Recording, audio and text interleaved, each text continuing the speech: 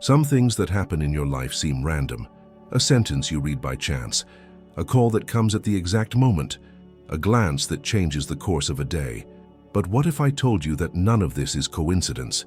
That this moment, the one you are living right now as you hear these words, was already inscribed in the invisible fabric that holds your reality together, not as a fixed destiny, but as a scheduled meeting between you and the version of yourself that is trying to emerge. What presents itself before you today did not come to test your patience or simply fill an ordinary day. It came as a code, a vibrational password that only you could decipher. You didn't stumble here by accident. You were called. Called not by an audible sound, but by a silent synchronicity, as if the universe had aligned 1,000 variables to ensure that you would be exactly at this point in time and space. Perhaps part of you feels you've arrived here through a series of small, almost irrelevant decisions. But the quantum field does not work with irrelevance. It works with resonance. And resonance is what made everything organize itself for this instant. You are standing before a portal disguised as an ordinary moment, and the way you cross it will determine the shape of your tomorrow. So the question is, are you ready to witness what has always been yours? Because, like it or not, this moment was tailor-made for you. Perhaps you don't realize it, but everything that brought you here was responding to a call you were already sending out before you even knew it. This is not about a secret script written by external forces controlling your every step, but rather a constant dialogue between what you vibrate and what reality returns to you.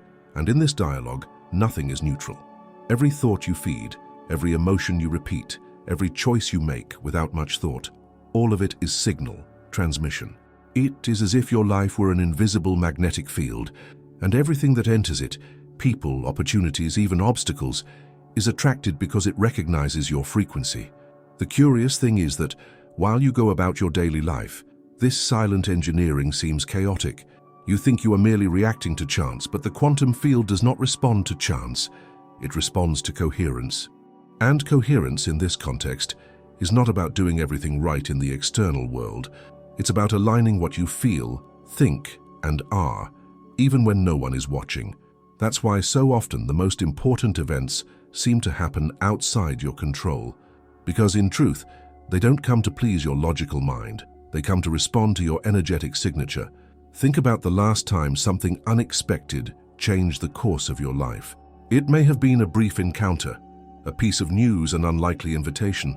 You didn't foresee it, but the moment it happened, it made sense, as if it were inevitable. That feeling is not just a poetic impression. It is the perception that two lines of reality intersected, and at that exact point, you were ready to receive something that had been orbiting around you for a long time. The problem is that the human mind, conditioned to control, wants proof. It wants to understand the logic before crossing the portal. It wants guarantees before surrendering to the unknown. And it is precisely this demand for security that often keeps us from the moments meant to move us. Because the quantum field does not operate to the rhythm of certainty. It operates to the rhythm of availability. It doesn't ask if you have every step planned. It asks if you are open enough to cross into what you cannot yet name. And here's the point. You didn't arrive at this moment because you won every battle or solved every riddle of your life. You arrived because in some way your frequency has already moved away from who you were and toward who you are becoming. And this transition is not linear. That's why so often before the meeting you felt a growing discomfort. Things began to shift out of place. Relationships lost their meaning. What once seemed solid began to dissolve. This instability was not a system error. It was the system reorganizing so you could be here. Imagine you are like an instrument tuning for a performance. Each string that is not in the right pitch produces a dissonant sound. Tuning means tightening, adjusting, loosening. In your energetic field, this translates into situations that challenge your old reactions, moments that ask you to abandon the old narrative and choose something different. This tension is not punitive, it is preparatory. It is how the field ensures that when the right moment arrives, like now, you are in resonance with it. This is where most people retreat. Because the moment does not come wrapped in clarity. It arrives shrouded in silence, in subtle signs, sometimes even in uncomfortable circumstances. The mind wants to translate this as bad luck, delay, or lack of response. But at the deepest level, it is precisely in this ambiguity that your energy is tested, not in the moral sense, but in the vibrational one. The question is, can you sustain your internal state even when the external scene still confirms nothing? This instant, which you may be living right now, is not just a pause between chapters. It is the space where the field observes who you are being without the result in hand. Because if you can maintain coherence even in the apparent void, reality has no choice but to reorganize itself to reflect that. Therefore, witnessing this moment does not only mean seeing what is happening, it means recognizing that it is a point of convergence between what you have already become and what has yet to be revealed. It is as if the universe, in all its invisible complexity, were saying, everything necessary has already happened. Now it's up to you. And the question is not whether you deserve what comes next, but whether you are willing to be present enough to receive it, without demanding that it fit into the molds of what you already know. Because what is about to unfold was not born to repeat the past. It was born to prove that you are ready to inhabit a future that already exists, and that is already here. There is an almost imperceptible instant that precedes any great change. It does not arrive with announcements or applause, but with a strange feeling, as if something in the air were different. You look around and nothing seems to have changed, but inside, there is a silent restlessness. It's as if your skin no longer fits the body you've always worn. This feeling, which many mistake for anxiety or impatience, is actually the field signaling that you are on the threshold of a new configuration. What few understand is that the right moment rarely presents itself as comfort. Often it comes with a slight misalignment with the world around you. People you once connected with start to feel distant. Activities that once brought you pleasure now feel empty. This is not disinterest, it is vibrational displacement. You are changing seasons and some frequencies simply no longer reach you. It is in this interval, between the old that is saying goodbye and the new that has yet to show its face, that the greatest risks of sabotage arise, because the mind, eager to fill the silence, tries to reconnect you to what is familiar. It tells you that perhaps you went too far in your choices, that maybe it's better to go back to what used to work. But the field does not send signals for you to go backward. It sends signals for you to sustain. To sustain is not to resist with force, but to remain with presence. It is accepting that part of the realignment process is going through periods where nothing seems to make sense. It is allowing the reorganization to happen beneath the surface without trying to force premature answers. This is the invisible work almost no one talks about, maintaining coherence when there is no proof it will yield results. Imagine a farmer who plants seeds and a few days later begins digging up the soil to see if anything is growing. This impatience does not speed up the process. In fact, it delays it. The quantum field works in a similar way. It responds to the signal you maintain, not to the signal you interrupt to check. If your state changes every time you look for confirmation, the message sent to the field is not one of trust, but of instability. And here lies the importance of recognizing subtle signs. They rarely arrive as grand events. Often they appear as small synchronicities, conversations that seem casual, but carry exactly the phrase you needed to hear, or that feeling that time is slightly out of the ordinary, days that pass too quickly or drag on, as if the very fabric of your experience were being adjusted. These are indications that your energy is already interacting with a new line of reality. But beware, the temptation to interpret each sign as a guarantee of a specific result can be the trap that pulls you away from the experience, because the value of these signs is not in confirming an expectation, but in indicating that you are in flow. It's the difference between walking down a road because you trust the destination and walking while examining every stone in the hope it will tell you exactly where you will arrive.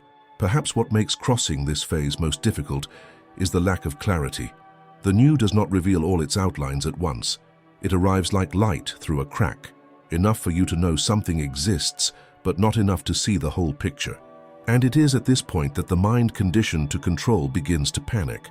But paradoxically, it is also at this point that your frequency strengthens if you choose to remain in alignment, even without seeing the full picture. The field responds to stability, not haste. And stability in this case means staying true to the energy of what you want to live, even when the landscape has not yet reflected that reality. It is a daily, almost silent exercise taking place in the depths of your perception. You are not merely waiting for something to arrive, you are becoming the space in which that something can exist. This moment you are living now is a rare convergence. It carries within it both the ending of old patterns and the seed of a new narrative. And what will define which line of reality solidifies is not what happens externally in the coming days, but how you choose to vibrate while it all unfolds. Perhaps this is the most challenging part, understanding that the portal you are crossing is not a physical place, nor an external circumstance. It is an internal state. And the moment you sustain it, without demanding proof, without trying to speed up the process, is the moment the new reality begins to organize itself around you. So before trying to understand every detail, breathe. Feel the weight and lightness of this moment at the same time. Realize that somehow it was shaped for you. And remember, the field does not make accidents. It only returns what you have become able to sustain. There is a reason why at the exact point when your energy is about to align with something greater, the mind seems louder. It's not a coincidence. It's a natural response to what's happening in your field. When you begin to vibrate at a frequency that no longer belongs to your old narrative, the identity you've built over the years feels like it's losing control, and it reacts. Not because it wants to harm you, but because it's been trained to believe that safety is synonymous with familiarity. This resistance can manifest in subtle ways: repetitive thoughts that cast doubt on your ability, an almost automatic urge to seek distractions, a sudden need to return to patterns you swore you had outgrown. It's as if your internal system were trying to recalibrate to the old, simply because the old is predictable. And this is the moment when your awareness becomes the key. Because it's not about eliminating that reaction, but about not identifying with it. The quantum field responds to what you are able to sustain emotionally, not to what you can affirm mentally. This means that if your mind is screaming insecurity, but you can maintain an internal state of presence without collapsing into the emotion, the frequency remains unbroken. You keep the signal clean. And that is the real training, staying in coherence even in the face of instability. Think of it like walking through a narrow hallway. To your left and right, familiar doors open, offering the comfort of going back to where you've been. Some of these doors even shine brighter, as if trying to lure you into believing that the previous path was safer. But if you resist the temptation to enter, if you keep a steady pace down the hallway, something shifts in your perception. You begin to notice the space ahead expanding. The crossing becomes lighter. The great challenge is that this hallway has no clear signs. It requires you to trust your inner sense more than external evidence. And for a mind trained to rely on proof, this is uncomfortable. But it's in this discomfort that the new vibrational foundation is built. Each time you choose not to step back, even when everything around you seems unstable, you are training your field to sustain more energy, more clarity, more presence. There is also a phenomenon few notice. When your frequency starts to stabilize at a higher level, the old reality may try to test that stability. This is not the universe trying to bring you down. It's simply the lingering energy of your past, looking for a point of connection. Old situations may reappear. Old emotions may surface. Not for you to relive them, but for you to recognize them, and this time, not feed them. It's a silent invitation to prove to yourself that you no longer need to vibrate in them. And here's an essential point. Stability does not mean the absence of movement. It means that regardless of how circumstances churn around you, your core remains unshakable. It's like the ocean floor, which doesn't cease to exist just because the surface is in a storm. This core, when cultivated, becomes your greatest strength. It's from here that the new reality begins to anchor, not from the waves of emotion that come and go. However, to reach this point, you must let go of the need to feel like it's working at every moment. This is one of the greatest saboteurs, because the moment you constantly seek the feeling of progress, you are telling the field that you still doubt. And doubt is not just a thought, it's a frequency. It interferes with the clarity of the signal and delays the manifestation of what is already in motion. That's why this moment asks you to trade expectation for presence. Expectation keeps you trapped in the future. Presence anchors you in the now, and it's in the now that the field reads your state. When you are present, there is no anxiety about what's to come, nor attachment to what has passed. There is only a clean, coherent transmission that says, "I already am." This is the part that few have the patience to sustain. And that's why so many abandon the process halfway, not realizing they were only a few steps away from crossing the point of no return, the point at which the new line of reality becomes inevitable. You are at that point. The instability you feel is not a sign that you are wrong. It's a sign that you are leaving behind everything that cannot move forward. If you can hold your ground here, without getting lost in the distractions that try to pull you back, something will align in a way that is almost imperceptible at first. And then, suddenly, you'll find yourself living a reality that once seemed distant, without remembering exactly when or how the transition happened. That is the power of sustaining the right frequency long enough. There comes a point in the process when the new reality has already begun to take shape, but has not yet become visible to the eye. It's as if the field were working behind the scenes, rearranging pieces, dissolving resistance, and bringing closer what is ready to arrive. On the outside, it looks like silence. On the inside, everything is moving. And it's precisely in this phase that most people make the mistake of acting as if nothing is happening. What sets apart those who move through this stage successfully is the ability to feel what has not yet materialized, not as forced imagination, but as a real presence. It's when you begin to notice small, subtle changes, the way your breathing is deeper, the clarity that arises in previously confused thoughts, the calm that settles in without any apparent reason. These internal signs are worth more than any external evidence because they indicate that the frequency has already changed, and sooner or later, form will have to obey that change. But the mind, trained to measure progress by visible results, resists this type of perception. It wants numbers, deadlines, concrete answers, and each time it doesn't get these confirmations, it tries to pull you back into the old logic, where nothing has changed until I can see it. But in the quantum field, it's the opposite. You will only see it once it has already changed. That's why this phase is an exercise in vibrational maturity. It asks you to trust the inner sensation more than the narrative your mind tries to build. When the new begins to draw near, there is a subtlety in the air. Certain old thoughts simply stop making sense. Certain fears lose the weight they once had. Even the way you react to small annoyances starts to shift. This is no accident. It's adaptation.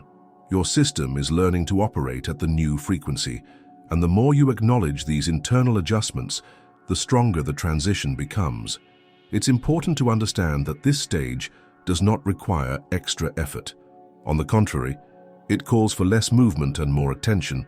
It's not about forcing the arrival of what is already on its way, but about avoiding unnecessary interference. To interfere is to doubt, and to doubt is to send conflicting signals. It's like trying to tune a radio station and every few seconds turning the dial to check another frequency. The result is static. And here's one of the most challenging aspects. This stillness is not passivity. It's internal action. It's the conscious decision to remain in the identity that matches what you want to live, even if nothing around you reflects it yet. It's to act, think, and feel as if it were already real, not to convince the field, but because this is already your truth. This alignment is what solidifies the transition. Perhaps, as you read this, you realize you are already at this point, and perhaps the feeling that accompanies you is neutrality, neither euphoria nor despair, just a strange calm. This state, which many mistake for indifference, is in fact one of the clearest signs that the field is about to collapse into a new form.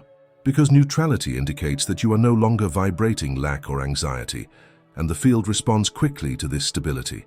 If before you felt you needed to prove something to yourself or to the world, now that urgency begins to dissolve, and with it, a new way of acting naturally emerges. You find yourself making more aligned decisions, speaking with more clarity, choosing with greater precision what you want to keep in your life.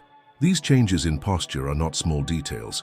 They are evidence that your energy is already shaping the ground for what's coming, and when the first tangible manifestations appear, and they will, the most important thing will be not to treat them as exceptions or strokes of luck. They are merely the external confirmation of something you are already sustaining internally. Receive them, yes, but without the weight of surprise. Because when you are surprised, it's as if you were telling yourself you didn't really expect it to happen, and that message can slow the flow. The role you play now is simple but profound.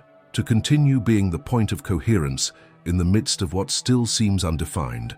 To allow the field to finish its work without hurry. To recognize that every choice, every thought, and every emotion you hold are like codes constantly being transmitted, informing reality what it should reflect. If you can sustain this stance, you will find that when the new is revealed, there will be no feeling of it finally arrived. There will only be a quiet recognition, as if you were receiving something you always knew was yours. And in that moment, the line between waiting and living dissolves completely. There is a moment when the transition stops being invisible and begins to materialize. It doesn't arrive with fireworks, but with a silent recognition. Something has changed, and that change is irreversible. You realize that life is responding differently.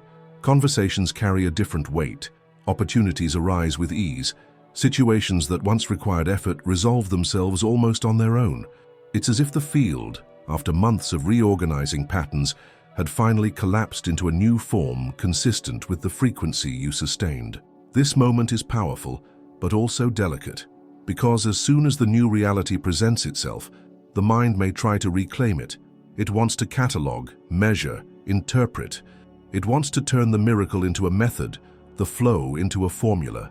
And without realizing it, you may begin to act as if you need to ensure that everything keeps happening. That's when many interrupt their own movement, not for lack of alignment, but for trying to control it. The quantum field does not operate under guarantee. It operates under vibrational continuity. The only way to maintain what has arrived is to keep being who you became in order for it to arrive. This means not returning to the old state of anxiety, of constant vigilance, of measuring results every day. It means trusting that, just as the new reality appeared without you forcing it, it can also expand without you watching over it. When you notice the first tangible changes, the natural tendency is to ask, "And now what do I do to make sure it doesn't go away?" But this question assumes that what has arrived is fragile, and that belief alone changes the frequency. It's like holding water in your hands for fear of losing it. The more you squeeze, the more it escapes. The new reality doesn't need to be gripped. It needs to be lived. To live means to interact with what has arrived as if it were natural.